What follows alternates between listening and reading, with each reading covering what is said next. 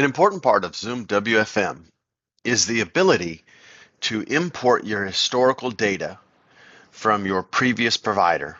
As forecasting is a mathematical solution, the more data you have for the forecasting engine to consider, the more accurate your forecast is. You find this from the Forecasting tab on the left, Historical Data, and then the Import Historical Data button. You have the ability to download your CSV file template, which contains these data sets.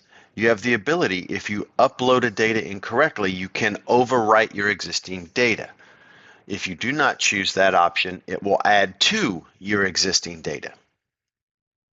Choose a file from your file location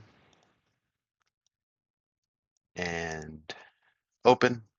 Historical document will be imported in the background. You see that I have a failure, so let's look at one that was a success. This shows me my data for 30 days worth of data that was imported.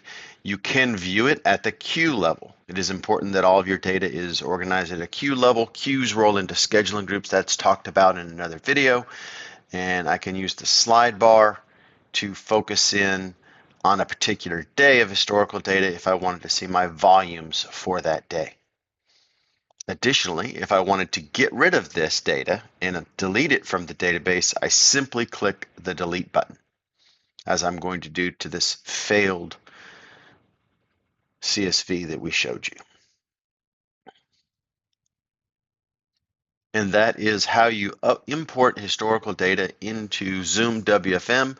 This can be used for any data that you have the necessary fields, volume, handle time at the 15-minute interval level.